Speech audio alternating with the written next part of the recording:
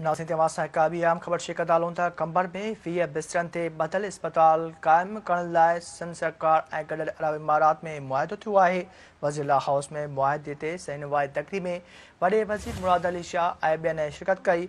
वज़ीर हाउस जे तर्जुमान जो चवणु आहे त गॾियल अरब इमारात कंबर में 20 बिस्तरनि ते बदल इस्पताल क़ाइमु कंदो। कंबर में इस्पताल शेख ज़ैद जे नाले सां क़ाइमु कई वेंदी। हिन अहम ख़बर खां अवां खे आगाह पिया हलूं त कंबर में 20 बिस्तरनि ते बदल इस्पताल क़ाइमु करण लाइ सिंध सरकार ऐं गॾियल अरब इमारात में मुआहिदो थियो आहे। वज़ीर हाउस में मुआहिदे ते सैनवाई तक़रीब में वॾे वज़ीर मुराद अली शाह ऐं ॿियनि शिरकत कई आहे। वज़ीर हाउस जे तर्जुमान जो चवणु आहे त गॾियल अरब इमारात कंबर में 20 बिस्तरनि ते बदल इस्पताल क़ाइमु कंदो। कंबर में इस्पताल शेख ज़ैद जे नाले सां क़ाइमु कई वेंदी।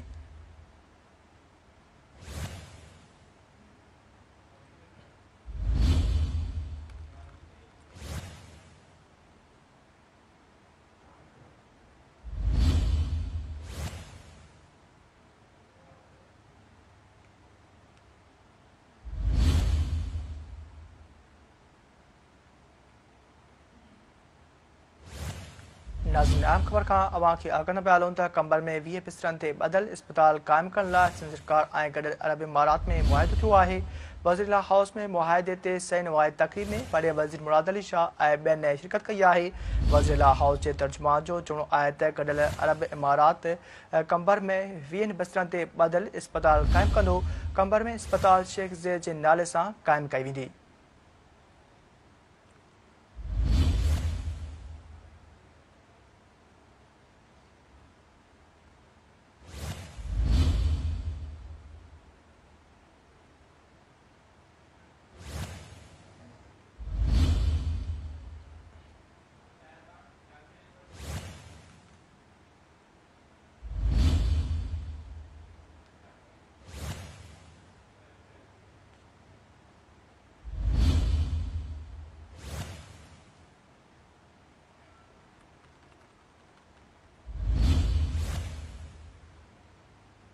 नाज़रीन अहम ख़बर खां अवां खे आगाह पिया हलूं था। कंबर में 20 बिस्तरनि ते बदल इस्पताल क़ाइमु करण लाइ सिंध सरकार ऐं गॾियल अरब इमारात में मुआहिदो थियो आहे।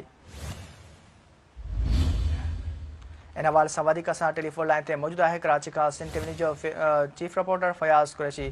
जी फयाज़ कुरैशी, सिंध सरकार ऐं गॾियल अरब इमारात में मुआहिदो थियो आहे त 20 बिस्तरनि ते बदल इस्पताल क़ाइमु कई वेंदी। इन हवाले सां कहिड़ा अपडेट आहिनि अवां वटि?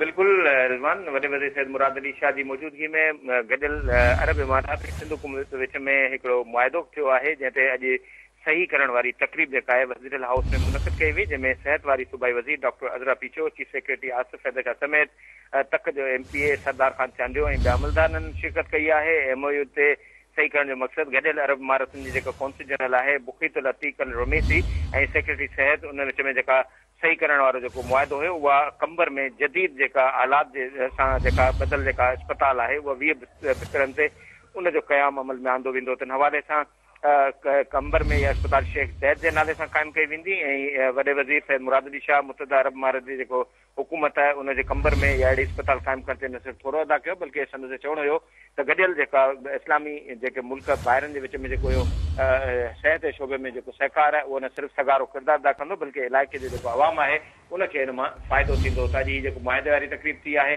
उन सां गॾियल अरब इमारातुनि पारां कंबर में 20 बिस्तरनि जी अस्पताल जेका बुनियादी तौर ते क़ाइमु कई वेंदी, जंहिंसां सिहत जी सहूलियतुनि में वधीक जेका बहितरी ईंदी। जी, वॾी महिरबानी फयाज़ कुरैशी तफ़सीलियुनि लाइ।